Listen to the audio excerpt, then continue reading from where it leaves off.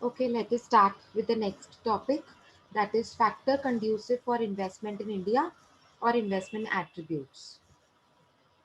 Attributes का मतलब होता है features, ठीक है? मतलब ऐसे कौन से factors हैं, what are the factors that makes us um, confident, or you can say makes us well stable for doing investments, ऐसा बोला गया है यहाँ पे। मतलब ऐसे कौन से फैक्टर्स हैं जिनकी वजह से मुझे इन्वेस्टमेंट करने के लिए, फ्यूचर की इन्वेस्टमेंट्स करने के लिए मुझे मोटिवेशन आता है। सो कौन से ऐसे फैक्टर्स हैं वो हम देखेंगे। ठीक है, सबसे पहला है रेट ऑफ रिटर्न। मतलब आप अच्छा खासा रेट ऑफ रिटर्न अर्न करना चाहते हो, इनकम जनरेट करना चाहते हो आप अपनी बची हुई सेविंग्स में से, तो इसीलिए आप उसको, उस अमाउंट को क्या करते हो, कहीं ना कहीं इन्वेस्ट कर देते हो।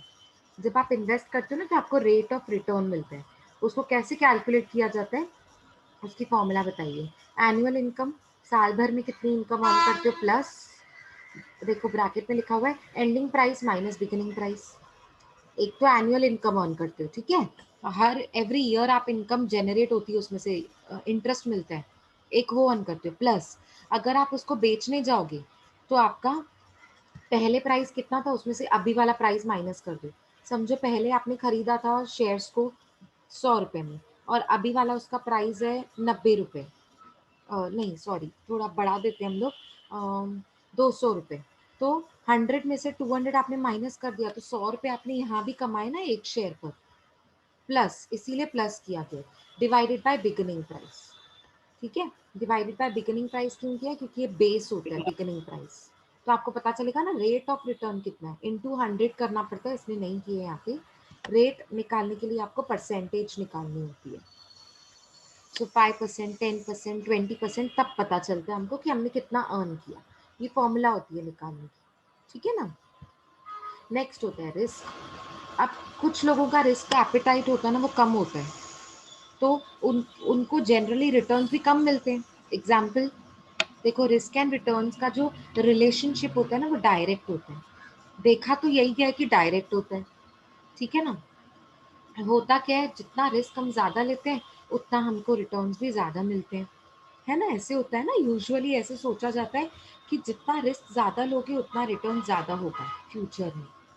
कम भी हो सकता है रिस्क, नहीं मतलब रिस्क ज्यादा होने पर हमारा पैसा डूब भी सकता है, पर अगर फायदा हुआ तो मतलब लाखों में अर्न कर सकते हैं हम, ठीक है ना, ऐसा बोलते हैं।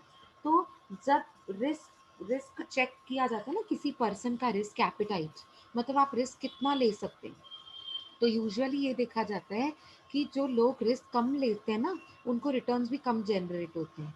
क्यों? क्योंकि अभी समझो अगर आपने रिस्क कम लेना है, आपको चाहिए कि मुझे सेफ इन्वेस्टमेंट चाहिए, ठीक है, तो सेफ इन्वेस्टमेंट के लिए क्या होता है, गवर्नमेंट सिक्योरिटीज जिसमें रिटर्न्स इतने अच्छे नहीं होते हैं। अगर आपको अपना रिटर्न्स बढ़ाना है तो आपको रिस्क भी बढ़ाना पड़ेगा। देखो लिखा हुआ है सेकेंड लाइन में, more the risk more the profits. समझ आ रहा है, ये जनरल फिनोमिनन है, मतलब ये जनरल फिलॉसफी बनाई गई है, मतलब थिंकिंग है ये सबकी, कि आपको अगर रिटर्न ज्यादा चाहिए, if you want more returns, if you expect more returns, you have to increase your risk appetite. आपको अपना रिस्क इन्वेस्टमेंट बढ़ाना पड़ेगा। मतलब जो पोर्टफोलियो है ना आपका, उसमें जो आपने अमाउंट को डाइवर्सिफाई किया है, उसमें उसमें आपको ऐसी इन्वेस्टमेंट को चूज करना पड़ेगा जो रिस्की हो। थोड़ा तो रिस्क लेना पड़ेगा ना, बोलते हैं ना नया बिजनेस ओपन कर रही हूँ तो रिस्क ज्यादा है इसमें, पता नहीं चलेगा पता नहीं नहीं चलेगा, लेकिन चल पड़ा तो बल्ले बल्ले, है ना, that kind of risk. Seven risk means the uncertainty of the return. Seven, seven नहीं है,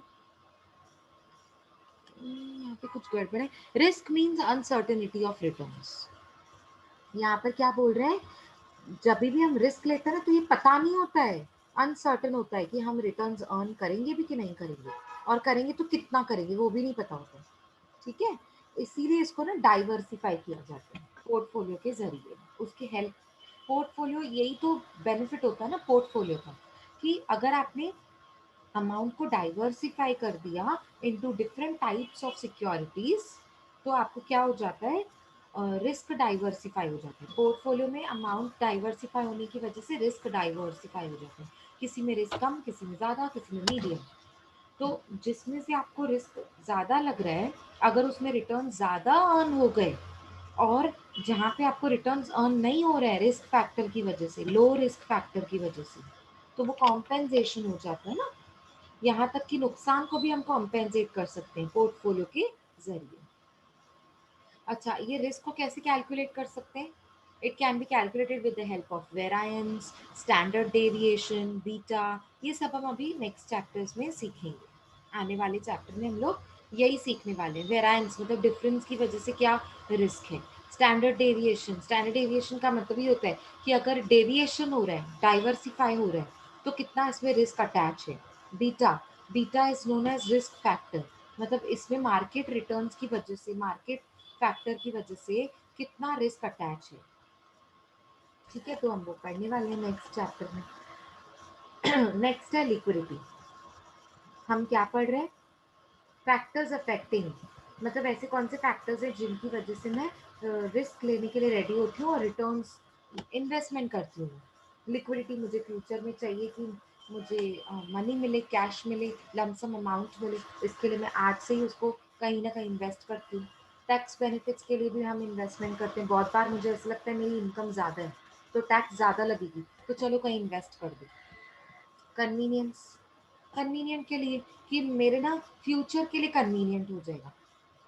फ्यूचर में मेरे पास लमसम अमाउंट हो जाएगा जिससे मैं फ्यूचर में कहीं पे भी कुछ भी खरीद सकती हूँ। जो मेरा स्टैंडर्ड ऑफ लिविंग अब नहीं है वो मैं फ्यूचर में बना सकती हूँ। तो उसके लिए मुझे आज से अपना सेविंग को बढ़ाना पड़ेगा और इन्वेस्ट करना पड़ेगा कहीं ना कहीं। सेफ्टी, मुझे सेफ्टी चाहिए, रिस्क कम। जो लोग बोलते हैं ना रिस्क कम होना चाहिए, तो उन लोगों के लिए वो गवर्नमेंट सिक्योरिटी सेफ होते हैं। ठीक है, ग्रोथ, आपका पैसा बढ़ेगा, ऐसी जगह पे आप लगा रहे हो जहाँ आपका पैसा बढ़ेगा, ब्लॉक नहीं होगा, ग्रो होगा। ठीक है, मार्केटेबिलिटी, जब चाहे आप अपने सेलेबल, मतलब मार्केटेबिलिटी का मतलब होता है इजीली सेलेबल। आप इसे जब चाहे ट्रांसफर कर सकते हैं, सेल कर सकते हैं और इसमें से मनी अर्न कर सकते हैं। परचेसिंग पावर, स्टेबिलिटी, आप ये हम पहले पॉइंट्स कर चुके हैं। ये देखो लिक्विडिटी वाला पॉइंट तो इधर फिर से रिपीट हो रहा है। यहाँ पे थर्ड पॉइंट भी लिक्विडिटी है, 10th पॉइंट भी लिक्विडिटी है। सो इट्स ओके, एनीवेज वो प्रिंटिंग मिस्टेक हो गई है, बट ये पॉइंट्स हम फीचर्स में कर चुके हैं। ठीक है ना। परचेसिंग पावर, स्टेबिलिटी मतलब आपका जो फ्यूचर में परचेसिंग पावर है उस पर कभी इम्पैक्ट नहीं पड़ेगा। क्यों? क्योंकि आपके पास ऑलरेडी अमाउंट सेव्ड है फ्यूचर के लिए। अब है ना यहाँ पे टाइप्स ऑफ इन्वेस्टर्स बताए हैं। टाइप्स ऑफ इन्वेस्टर्स को ना ABCD में बांटा गया। देखो, इन्वेस्टर्स है ना कुछ टाइप्स के होते हैं। जैसे पहला टाइप ऑफ इन्वेस्टर्स कौन होता है? कंजर्वेटिव। ओ माय गॉड, मुझे नहीं लेना इतना रिस्क। अगर मैंने ये रिस्क ले लिया तो मतलब मेरे तो लॉसेस हो जाएंगे। वो नेगेटिव ही सोचते हैं। कंजर्वेटिव, बहुत कंजर्वेटिव होते हैं वो। जैसे हम कहते हैं ना ये कंजर्वेटिव टाइप ऑफ पर्सन है, रिजर्व्ड है बहुत, खुद में ही बैठता है, किसी से बात नहीं करता है, काइंड ऑफ। तो रिस्क अवॉइड। कंजर्वेटिव, हाँ बिल्कुल। तो कंजर्वेटिव कौन से लोग होते हैं? जो ना, जो रिस्क लेने के लिए बिल्कुल रेडी नहीं होते हैं और बिल्कुल नेगेटिव सोचते हैं कि फ्यूचर में ना लॉसेस ही होंगे। वो होते हैं कंजर्वेटिव लोग। वो है ना इन्वेस्टमेंट शायद ही कहीं पे इन्वेस्टमेंट कर पाता है। नेक्स्ट है आपका type B, moderately conservative. Moderately, हाँ चलो इन्वेस्टमेंट कर लेते हैं पर मुझे इतना ज़्यादा भी रिस्क नहीं लेना है। महंगाई हो गई तो, और अगर टैक्स रेट बढ़ गया तो, और अगर मुझे टैक्स बेनिफिट्स नहीं मिले तो, अनसर्टेनिटी हो गई तो मतलब वो ऐसे काइंड ऑफ इन्वेस्टमेंट करते हैं जहाँ पे रिस्क बहुत कम होता है, बहुत कम। बेशक रिटर्न भी कम होंगे चलेगा। उसे कहते हैं मॉडरेटली कंजर्वेटिव। अच्छा, अब थर्ड टाइप कौन होते हैं? टाइप सी कहा जाता है। टाइप सी, ABCD में उनको डिवाइड किया गया। हाँ, टाइप सी में कौन होते हैं? बैलेंस्ड। बैलेंस मतलब ना वो ज्यादा कंजर्वेटिव है ना वो ज्यादा ओपन है। ठीक है, उनके माइंड में ये भी रहता है कि ठीक है लॉसेस हो गए तो भी कितना लॉस मैं बियर कर सकती हूँ, कितना। वो इसके लिए भी रेडी होते हैं, पर वो पहले से जान लेते हैं, कैलकुलेट कर लेते हैं, मेजर करते हैं कि अच्छा इतना अमाउंट नुकसान हुआ ना तो मैं बेयर कर सकती हूँ। टॉलरेबल लॉसेस बोलते हैं उसे। ठीक है, मेजरमेंट ऑफ टॉलरेबल लॉसेस कहते हैं उसे। वो कैलकुलेट करके रखते हैं, पॉसिबिलिटीज जान के रखते हैं कि फ्यूचर में लॉस भी हो सकता है, प्रॉफिट भी हो सकता है। वो बैलेंस्ड होते हैं, है ना। तो बैलेंस ठीक सबसे अच्छा होता है, बैलेंस रहना। ये मिडिल क्लास लोगों के लिए बहुत बेनिफिट होता है बैलेंस रहना, कि कुछ अमाउंट डूब भी गया तो मतलब इतना ज़्यादा फर्क नहीं पड़ना चाहिए। तो वो कैलकुलेशन होती है, वो आपको जहाँ पे आप एक्सपर्ट की हेल्प ले सकते हो कि मतलब मेरा कितना अमाउंट मैं इन्वेस्ट करूँ यहाँ पे यहाँ पे यहाँ पे, सो दैट अगर इतना नुकसान हो भी गया तो मैं बेयर कर सकूँ। वो आपको पोर्टफोलियो मैनेजर आपको गाइड करता है। नेक्स्ट होता है टाइप बी इन्वेस्टर, जो होते हैं मॉडरेट ग्रोथ, जो चाहते हैं कि मुझे इतनी तो ग्रोथ चाहिए ही चाहिए, बेशक मैं लॉन्ग टर्म इन्वेस्टमेंट करने के लिए रेडी हूँ। आप 7 ईयर्स के लिए इन्वेस्टमेंट बोल रहे हो, 5 ईयर्स के लिए बोल रहे हो, I am ready to do it, 20 years के लिए बोल रहे हो, I am ready to do it, but at least कुछ तो ग्रोथ चाहिए। मॉडरेट ग्रोथ, ठीक है, मॉडरेट मतलब रीजनेबल। नेक्स्ट होते हैं टाइप ई। टाइप ई में कौन होते हैं, ग्रोथ, जो मॉडरेट ग्रोथ से थोड़ा ज्यादा ग्रोथ चाहते हैं। लॉन्ग टर्म तो चाहिए ही मुझे, लॉन्ग टर्म में चलेगा मुझे, लेकिन ग्रोथ थोड़ी ज्यादा चाहिए, क्विक क्विक ग्रोथ चाहिए, क्विक मतलब इतने टाइम में मुझे इतनी ग्रोथ तो चाहिए ही चाहिए। ठीक है, तो वो ऐसा एक्सपेक्ट करते हैं। Next is type F, shares, जो शेयर्स में इन्वेस्टमेंट करते हैं। अब शेयर्स में इन्वेस्टमेंट करते हैं तो समझने वाली बात है, ये तो समझने वाली बात है कि वो उनका जो रिस्क एपेटाइट होता है ना, वो थोड़ा ज्यादा होता है। रिस्क ज्यादा तो रिटर्न भी ज्यादा, इनको ना रिटर्न थोड़े ज्यादा चाहिए होते हैं, मॉडरेट नहीं ज्यादा। जो रिस्क में इन्वेस्टमेंट करते हैं ना, वो थ्रिल टाइप होते हैं, थ्रिल, ये देखो, the term risk mean thrill. वो वो वो ना एडवेंचरस नेचर के होते हैं, मतलब रिस्क ज्यादा लेने के लिए रेडी होते हैं, सो दैट अगर हमको प्रॉफिट भी हो तो लाखों में एक साथ प्रॉफिट होते हैं, है ना, ऐसे भी लोग होते हैं। अब है ना, ये डिस्टिंग्विशेस दिए हुए हैं, ये पूरा पूरा हम अभी नहीं करेंगे, ये आपके लिए होता है, डिस्टिंग्विश आपको करने होते हैं। अब हम क्या करेंगे, इसका मीनिंग समझेंगे, मतलब जो डिस्टिंग्विशेस दिए हुए ना, उन दोनों के बीच में डिफरेंस क्या है। अब distinguish between investment and speculation. अब आपको पता होगा इन्वेस्टमेंट और स्पेक्यूलेशन के बीच में फर्क क्या होता है। इन्वेस्टमेंट जब आप करते हो ना, ये होप होता है कि मुझे अच्छी खासे रिटर्न्स मिले, जिसमें आप कुछ ऐसे नहीं, कुछ कुछ गैम्बलिंग वगैरह कुछ नहीं होता है, आपका कुछ ऐसा होप नहीं होता है कि मुझे इतना प्रॉफिट तो चाहिए ही चाहिए, नहीं, जितने रिटर्न्स मिले ओके, उसको कहते हैं रिटर्न्स। लेकिन एक सर्टन स्पेसिफाइड मुझे इतना प्रॉफिट तो चाहिए ही चाहिए, मैं रिस्क लेने के लिए रेडी हूँ फाइनेंशियल ट्रांजैक्शंस में, उसे कहते हैं स्पेक्यूलेशन। ठीक है, नेक्स्ट आपका डिस्टिंग्विश देखो दिया हुआ है यहाँ पर, इन्वेस्टमेंट और गैम्बलिंग। अब इन्वेस्टमेंट में कभी गैम्बलिंग इन्वॉल्व नहीं होती है, मतलब आपने इसमें जनरली जितने जो जो नॉमिनल रिटर्न्स होते हैं ना, वो आप पाने की इच्छा रखते हो, ठीक है, hope of getting nominal returns.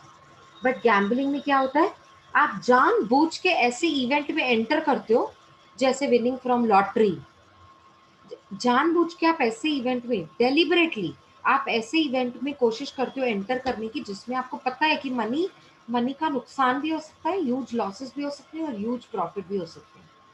Whereas investment में ऐसे नहीं होता है। इन्वेस्टमेंट में आपको पता है थोड़े बहुत रिटर्न्स तो जरूर होंगे, लेकिन गैम्बलिंग में पता नहीं, नुकसान भी हो सकता है, बहुत ह्यूज लॉसेस भी हो सकते हैं, मतलब बंदा अम, अमीर होने के बाद वो रास्ते में भी आ सकता है, इतना गैम्बलिंग से नुकसान हो सकते हैं। जैसे yes, horse race, very good, winning from horse race, है ना। तो बहुत सारे अमीर अमीर लोग भी गरीब हो जाते हैं इसमें तो, है ना। तो इसको बोलते यस, हैं गैम्बलिंग। हाँ, बेटिंग भी करते हैं। हाँ, batting, very good, batting, batting is also a very good example, जिसे हम गैम्बलिंग में काउंट कर सकते हैं।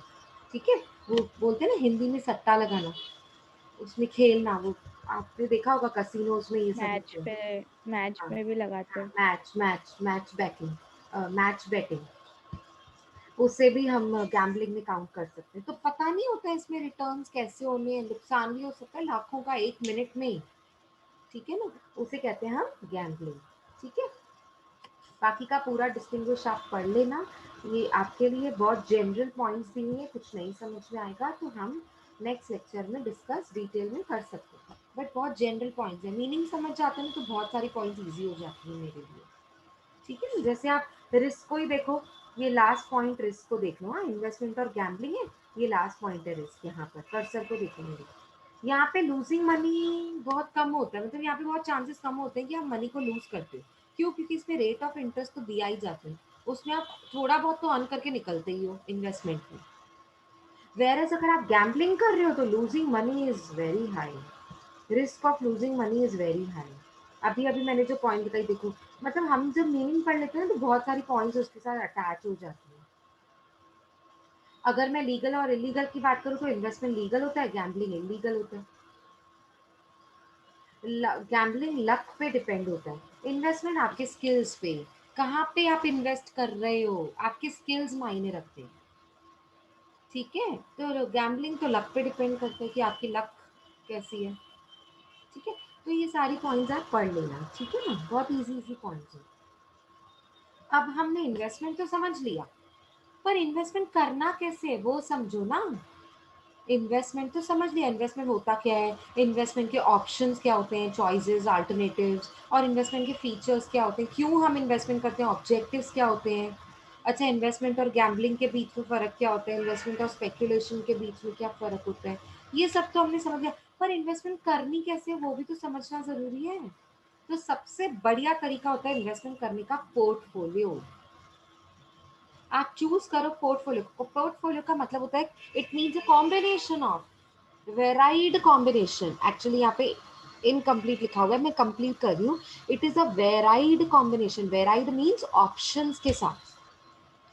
ठीक है, वेराइड मीन्स अलग अलग अलग अलग, और बहुत सारे, वेराइड मतलब बहुत सारे, many many options, many many combinations. Varied combinations जब होती है ना आपकी फाइनेंशियल एसेट्स की, जब आप डिवाइड करते हो अपने मनी को, कि आपने थोड़ा 10 लाख रुपए आपके पास, 10 लाख रुपए में से कुछ पैसा आपने लगा दिया गोल्ड एंड सिल्वर के खरीदने में, इन्वेस्टमेंट करने में, कुछ लगा दिया आपने शेयर्स में इन्वेस्ट कर लिया, कुछ लगा दिया आपने रियल एस्टेट में इन्वेस्ट कर दिया, कुछ डेरिवेटिव्स फाइनेंशियल एसेट्स में इन्वेस्टमेंट कर दिया, कुछ डिबेंचर्स में इन्वेस्टमेंट कर दिया, कुछ गवर्नमेंट सिक्योरिटीज में इन्वेस्टमेंट कर दिए, जैसे नेशनल सेविंग सर्टिफिकेट्स। तो आपका जो अमाउंट है ना वो डाइवर्सिफाई हो जाता है। उसकी वजह से क्या होता है, डाइवर्सिफाई होने की वजह से क्या होता है, रिस्क डाइवर्सिफाई हो जाते हैं, रिस्क है ना स्टेबलाइज हो जाते हैं। जो रिस्क बढ़ रहा है बढ़ रहा है बढ़ रहा है, और रिटर्न्स पता नहीं बढ़ेंगे पता नहीं कम होंगे पता नहीं कुछ भी हो सकता है, वो चांसेस कम हो जाते हैं। तो पोर्टफोलियो की वजह से ना हम अपने रिस्क को प्लान करते हैं, प्लान, प्लान मतलब हम अपने रिस्क को स्टेबलाइज करते हैं, जिसकी वजह से मेरे रिटर्न्स भी स्टेबलाइज हो जाते हैं। कि इतना तो पक्का है, अगर ये सिक्योरिटी में से इन्वेस्ट रिटर्न्स नहीं आएंगे तो रियल एस्टेट में से तो पक्का आएंगे। ये मैंने ऐसे एरिया में घर खरीद के रखा है तो रेंट तो पक्का आएगा। चलो रेंट नहीं तो घर तो बेच तो सकती हूँ, उसमें तो प्रॉफिट होगा, कुछ तो पक्का आएगा, इनकम जनरेट तो होगा, गोल्ड बेचकर तो कुछ जनरेट होगा। समझ आ रहा है आपको? तो आपने पोर्टफोलियो में डिवाइड कर दिया, मतलब अपनी आपने ऑप्शंस ले लिए, कॉम्बिनेशंस बना लिया फाइनेंशियल एसेट्स का, एक जगह पे अपने अपने पैसों को ब्लॉक नहीं कर दिया। ठीक है ना, उसे कहते हैं पोर्टफोलियो मैनेजमेंट। पोर्टफोलियो मैनेजमेंट का यहाँ पे एक अच्छा सा डेफिनेशन दिया हुआ है, the process of selecting a bunch, bunch मतलब कॉम्बिनेशन। ये एक वो प्रोसेस होता है जिसमें आप सिलेक्ट करते हो, आप नहीं करते हो, आपको नॉलेज नहीं होता है, हमको नॉलेज नहीं होता है, तो हमारे लिए कौन करता है, एक एक्सपर्ट, जिसे कहते हैं portfolio manager.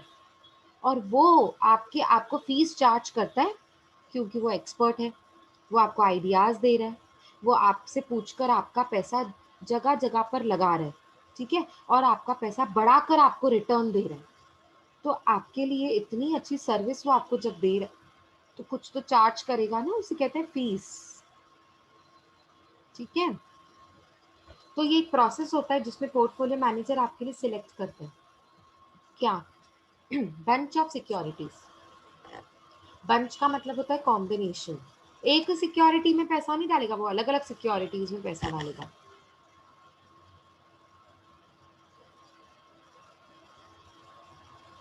that provides that provides the investing agency। Investing agency मतलब वही जो आपका आप इन्वेस्ट करना चाहते हो, जो इन्वेस्ट कर रहे हैं उनको क्या प्रोवाइड करता है, maximum returns at a given level of risk. अभी मैंने ये नहीं बोला रिस्क ज्यादा तो रिटर्न्स भी ज्यादा, अब ये नहीं बोल रही हूँ मैं। वैसे तो कॉन्सेप्ट क्या होता है, जनरल फिनोमिनन क्या होता है, maximum returns. if you want maximum returns you have to increase your level of risk।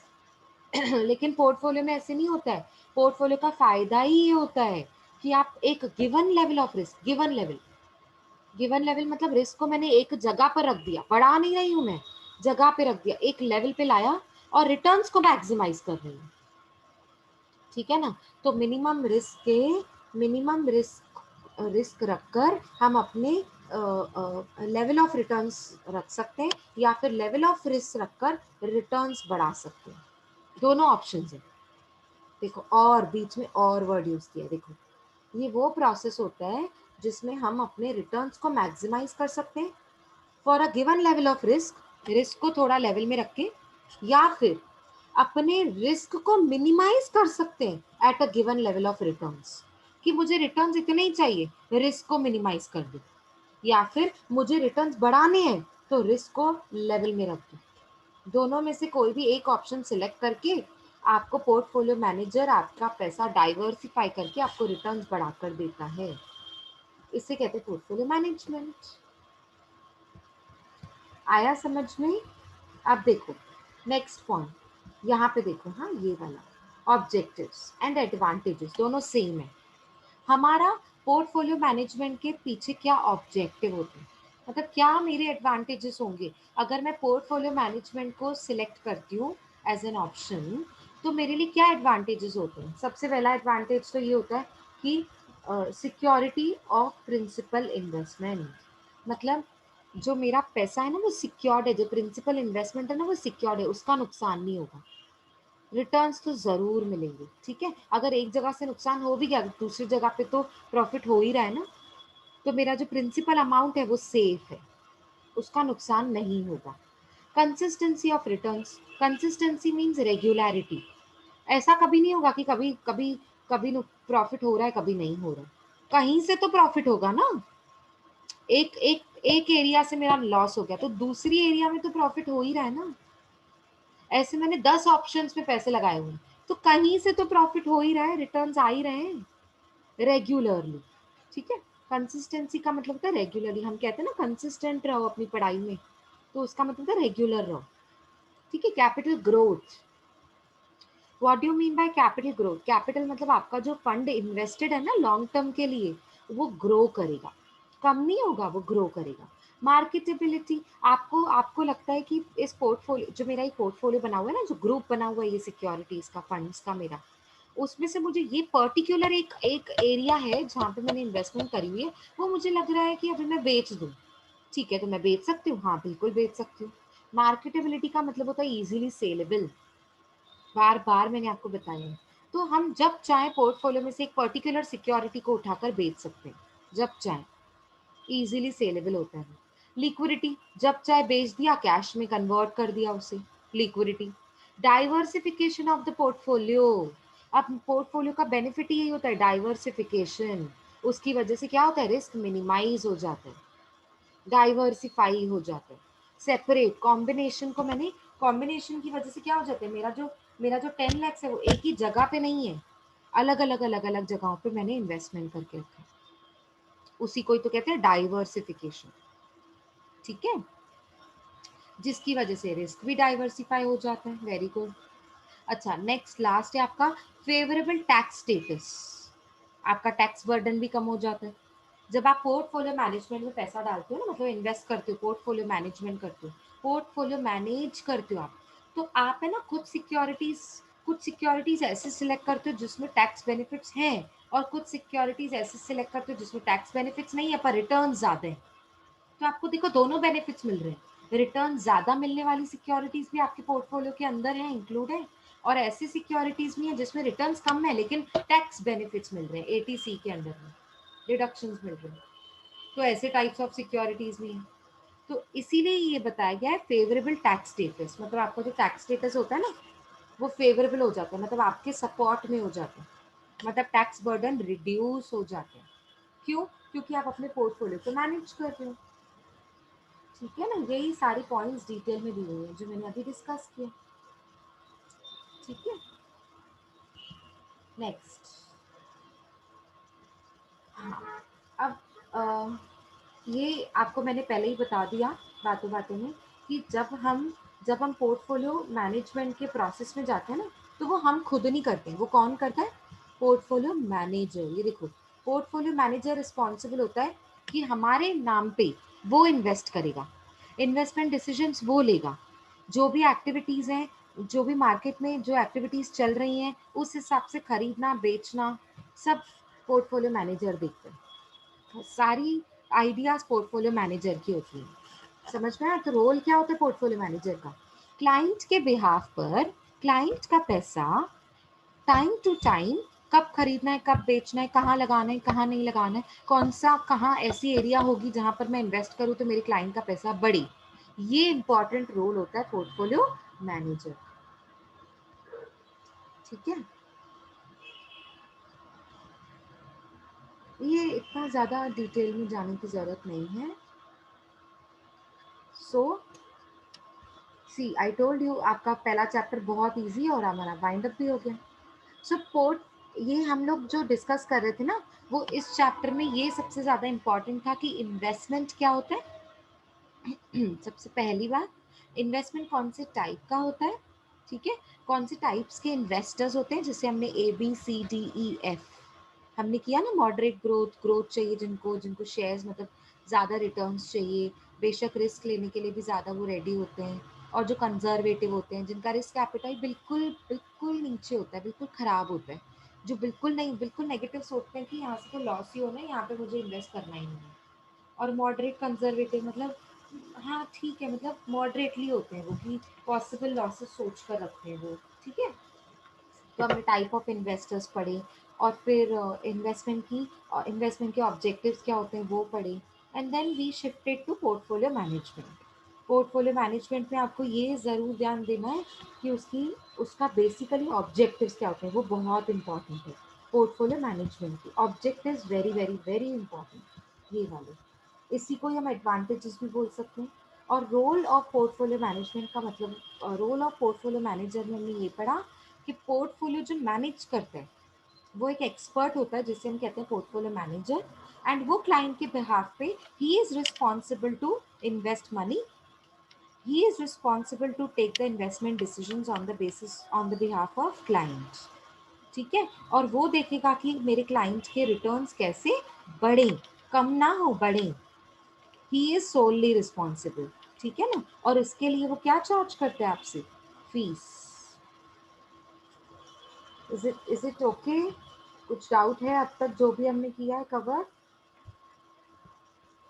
No, ma'am. Okay, so 7 minutes are there still. वैसे हमारा एक और लेक्चर है, आई नो। एक काम कर लेते हैं,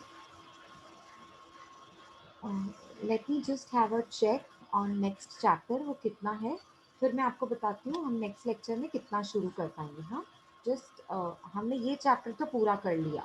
ठीक है ना, ये फर्स्ट चैप्टर हमारा पूरा हो गया। So you guys give me, हम लोग एक काम कर लेते हैं, या तो ब्रेक ले लेते हैं, ब्रेक के बाद भी शुरू कर सकते हैं। Before that give me just 2 minutes, we will I will announce you कि मैं कौन सा चैप्टर शुरू करती हूँ। ठीक है ना, just give me two. Yes, ma'am. Let me just tell you, the next chapter that we can start is fundamental analysis. It is very very very easy, and you guys have done it in the past semesters. अभी इसमें ना, इस chapter में हम क्या करने वाले हैं, रेशियो एनालिसिस। अभी फंडामेंटली कंपनी कैसे एनालाइज करती है, रेशियोज के जरिए। आपने किए हैं ratios, current ratio, quick ratio, ये सब किया है, Yes, proprietary ma'am. Ratio, Yes, ये ma'am. सारे के Yes. सारे रेशियोज जो भी आपने किए ना, gross profit ratio, net profit ratio, और returns on equity. Equity ratio. हाँ, जो भी Net कंबाइंड equity. रेशियोज किए थे, रिटर्न्स ऑन इक्विटी, आपको मैनेजमेंट अकाउंटिंग में आपने किया था सेमेस्टर 3 में, रेशियो एनालिसिस याद है आपको? So ratio Yes, analysis, ma'am. हाँ, ratio analysis is a type of fundamental analysis. Fundamentally जब कंपनी एनालाइज करती है, फंडामेंटली जनरली जब कंपनी चेक करती है कि कंपनी के प्रॉफिट्स कितने हैं, कंपनी के लॉसेस कितने हो गए, कंपनी का सेल्स प्रॉफिट मार्जिन कितना है, सेल्स कितने हुए, परचेज कितना हुआ, डेटर्स टर्नओवर रेशियो, मतलब डेटर्स का आपका चेक करना कि उनका कलेक्शन पीरियड कितना है, क्रेडिटर्स को आप कितने कितने टाइम में पे करते हो। सो ये सब फंडामेंटली एनालाइज करना, टेक्निकली नहीं। टेक्निकली मतलब मार्केट को देखकर, हम यहाँ पे मार्केट को कुछ नहीं देख रहे, फंडामेंटली अपनी कंपनी को इंटरनली एनालाइज कर रहे हैं फंडामेंटली। तो फंडामेंटल एनालिसिस में एक तो रेशियो एनालिसिस है और दूसरा लीवरेजेस। अब हमने अभी हमने फाइनेंशियल मैनेजमेंट में किया था ना, लीवरेज करवाया है मैंने आपको, लीवरेज का चैप्टर किया है हमने। Yes, ma'am. हाँ, तो वो जो हमने लीवरेजेस किए थे ना, लीवरेजेस का चैप्टर किया था जिसमें हमने degree of financial leverage, degree of operating leverage, degree of combined leverage, याद आया सबको? Yes, ma'am.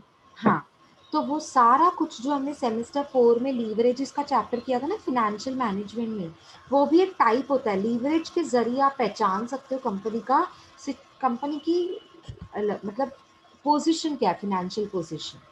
ठीक है, डिग्री के ज़रिए, डिग्री मतलब रेशो होता है एक, ठीक है, एक वन टाइप ऑफ रेशो होता है वो। तो जो भी हम रेशियोज निकालते हैं ना, उसे कहते हैं फंडामेंटली एनालिसिस किया जाता है कंपनी का रेशियोज के ज़रिए। तो देखो अभी हम इसमें ना प्रैक्टिकल प्रॉब्लम्स करने वाले हैं फाइनेंशियल रेशियोज के जरिए, एंड फाइनेंशियल रेशियोज पे और लीवरेजेस करने वाले हैं और उसके प्रैक्टिकल सम्स। तो अब हम ब्रेक लेने के बाद है ना 5 मिनट्स का ब्रेक लेते हैं और फिर हम शुरू करेंगे रेशियोज। तो अभी वाले लेक्चर में आपको सिर्फ मैं रिवाइज करवा दूंगी रेशियोज और उसकी फॉर्मूलाज। Is that okay? क्योंकि अभी आपको सारी फॉर्मूलाज याद नहीं होंगी ना। सो हम क्या करने वाले हैं, रेशियोज, कौन से रेशियोज होते हैं और उनकी फॉर्मूलाज क्या होती है, अभी के लिए सिर्फ हम उतना रिवाइज करेंगे, ठीक है? Is that Oh, fine?